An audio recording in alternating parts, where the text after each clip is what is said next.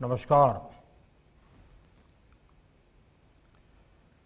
देश के कानून मंत्री श्री रविशंकर प्रसाद जी, गुजरात के मुख्यमंत्री श्री विजय रूपाणी जी, सुप्रीम कोर्ट के justice MR. Shah ji, Gujarat high court के चीफ जस्टिस श्रीमान विक्रमनाथ जी, गुजरात सरकार के मंत्रीगण, गुजरात हाई कोर्ट के सभी सम्मानित जजेज, भारत के सॉलिसिटर जनरल भाई तुषार मेहता जी, एडवोकेट जनरल गुजरात श्री कमल त्रिवेदी जी, बार के सभी सम्मानित सदस्यगण, देवी और सज्जनों, गुजरात हाई कोर्ट की डायमंड जुबिली के इस अवसर पर आप सभी को बहुत बहुत बधाई। અને ગુજરાતના સૌ વાલા નાગરિક ભાઈઓ બહેનોને પણ ખૂબ ખૂબ બધાઈ।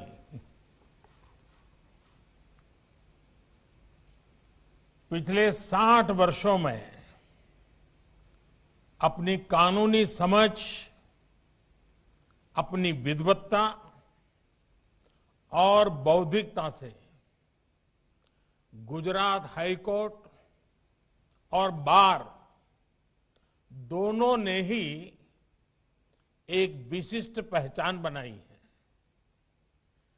गुजरात हाई कोर्ट ने सत्य और न्याय के लिए जिस कर्तव्य निष्ठा से काम किया है, अपने संवैधानिक कर्तव्यों के लिए जो तत्परता दिखाई है, उसने भारतीय न्याय व्यवस्था और भारत के लोकतंत्र दोनों को ही मजबूत किया है।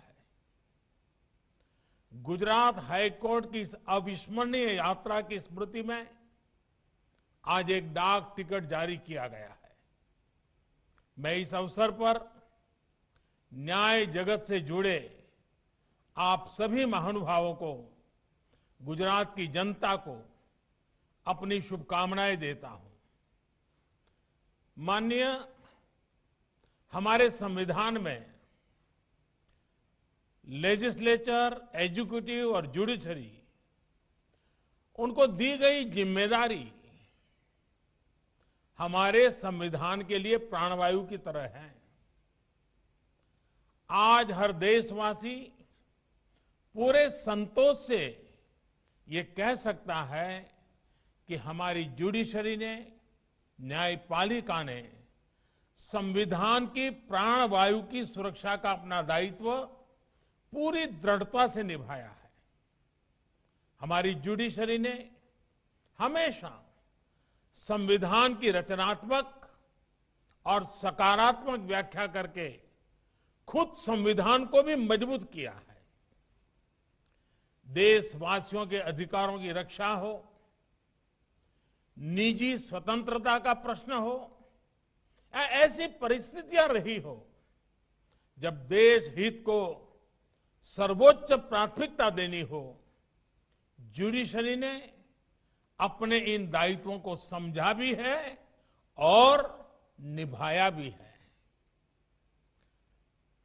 आप सभी भी भली भांति जानते हैं कि भारतीय समाज में रूल ऑफ लॉ सदियों से सभ्यता और सामाजिक ताने बाने का, हमारे संस्कार का आधार रहा है।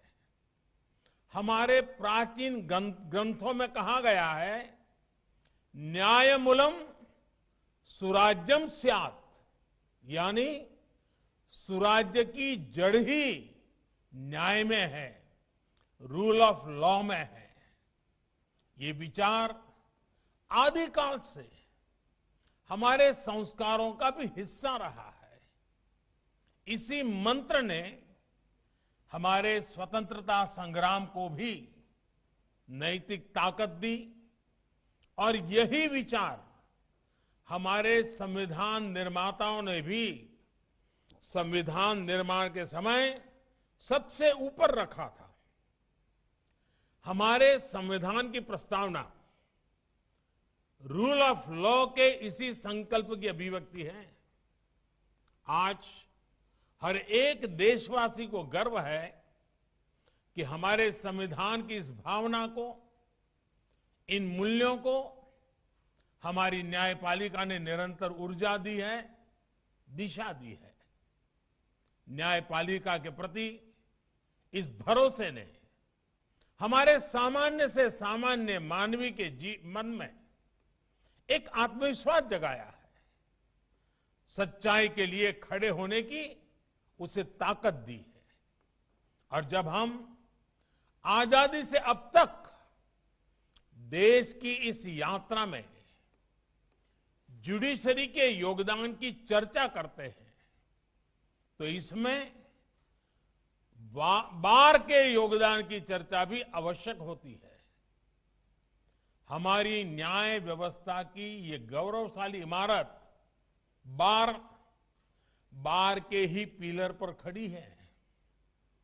दशकों से हमारे देश में बार और जुडिशरी मिलकर ही न्याय के मूलभूत उद्देश्यों को पूरा कर रहे हैं। हमारे संविधान ने न्याय की जो धारणा सामने रखी है, न्याय के जो आदर्श भारतीय संस्कारों का हिस्सा रहे हैं, वो न्याय हर भारतीय का अधिकार है। इसलिए ये जुडिशरी और सरकार दोनों का ही दायित्व है कि दुनिया के सबसे बड़े लोकतंत्र में वो मिलकर world class judicial system, justice system खड़ा करे। हमारा जस्टिस सिस्टम ऐसा होना चाहिए जो समाज के अंतिम पायदान पर खड़े व्यक्ति के लिए भी सुलभ हो, जहां हर व्यक्ति के लिए न्याय की गारंटी हो और समय से न्याय की गारंटी हो। आज न्यायपालिका की तरह ही सरकार भी इस दिशा में अपने कर्तव्यों को पूरा करने के लिए निरंतर प्रयास कर रही है। भारत के लोकतंत्र ने, हमारी न्यायपालिका ने कठिन से कठिन समय में भी भारतीय नागरिकों के न्याय के अधिकार को सुरक्षित रखा है। कोरोना वैश्विक महामारी के समय हमें इसका उत्तम उदाहरण फिर एक बार देखने को मिला है। इस आपदा में अगर एक और देश ने अपना सामर्थ्य दिखाया तो दूसरी ओर हमारी न्यायपालिका ने भी अपने समर्पण और कर्तव्य निष्ठा का उदाहरण पेश किया है। गुजरात हाईकोर्ट ने जिस तरह लॉकडाउन के शुरुआती दिनों में ही वीडियो कॉन्फ्रेंस से सुनवाई करना शुरू कर दिया, जिस तरह एसएमएस कॉल आउट, मुकदमों की ई फाइलिंग और ईमेल माय केस स्टेटस की सेवा शुरू की गई, कोर्ट के डिस्प्ले बोर्ड की यूट्यूब पर स्ट्रीमिंग शुरू की गई, हर दिन जजमेंट्स और ऑर्डर्स वेबसाइट पर अपलोड किए गए। इन सब ने यह सिद्ध किया है कि हमारा जस्टिस सिस्टम कितना एडेप्टिव है और न्याय के लिए उसके प्रयासों का विस्तार कितना ज्यादा है। मुझे बताया गया है कि गुजरात हाईकोर्ट तो इस दौरान कोर्ट प्रोसीडिंग्स की लाइव स्ट्रीमिंग करने वाला भी पहला कोर्ट बना है और ओपन कोर्ट की जिस अवधारणा पर लंबे समय से चर्चा होती रही है उसे भी गुजरात हाईकोर्ट ने साकार करके दिखाया है। हमारे लिए ये संतोष का विषय है कि कानून मंत्रालय ने e courts integrated mission board project के तहत जो डिजिटल इंफ्रास्ट्रक्चर को खड़ा किया था, उसने इतने कम समय में हमारे कोर्ट्स को वर्चुअल कोर्ट के तौर पर काम करने में मदद की। डिजिटल इंडिया मिशन आज बहुत तेजी से हमारे जस्टिस सिस्टम को आधुनिक बना रहा है। आज देश में 18,000 से ज्यादा कोर्ट्स कंप्यूटराइज हो चुकी हैं। सुप्रीम कोर्ट से वीडियो कॉन्फ्रेंसिंग और टेली कॉन्फ्रेंसिंग को लीगल सैंक्टिटी मिलने के बाद से भी सभी अदालतों में ई प्रोसीडिंग्स में तेजी आई है।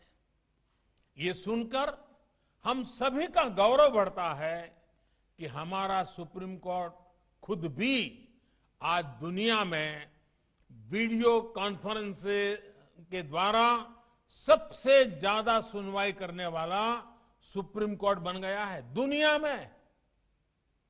हमारे हाई कोर्ट्स और डिस्ट्रिक्ट कोर्ट्स भी कोविड के टाइम में ज्यादा वीडियो कॉन्फ्रेंस सुनवाई कर चुके हैं। केसेस की ई फाइलिंग, इसकी सुविधा ने भी ईज ऑफ जस्टिस को एक नया आयाम दिया है।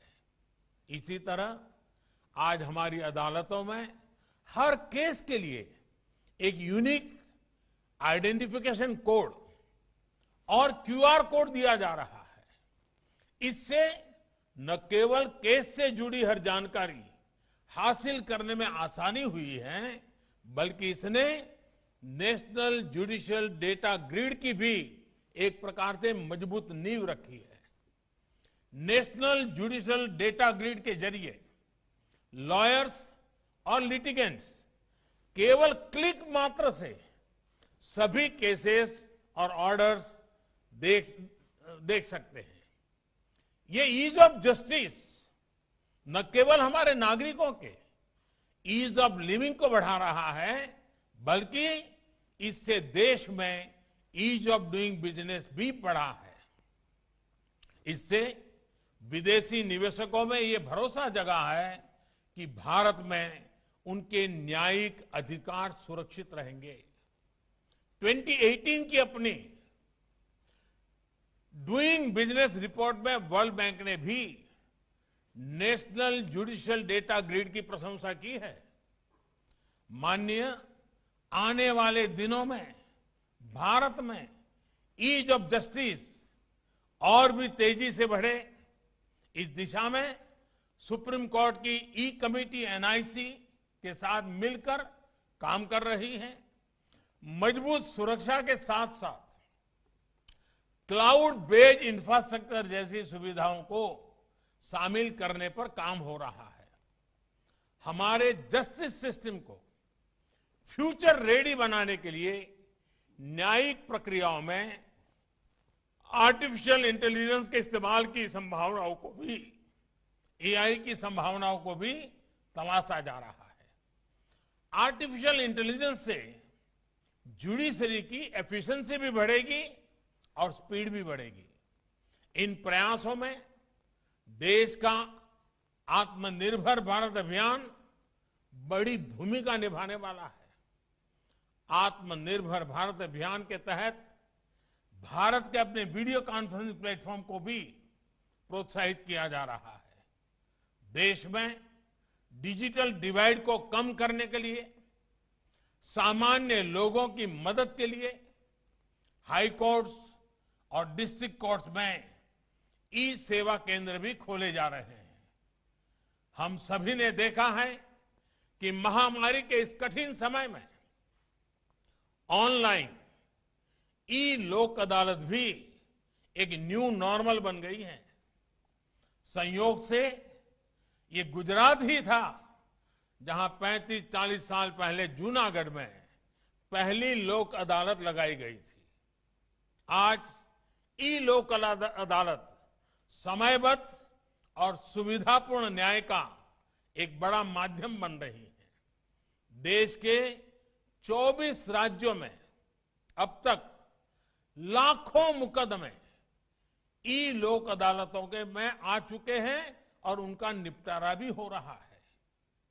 यही गति, यही सुविधा और यही विश्वास आज हमारी न्यायिक व्यवस्था की मांग है।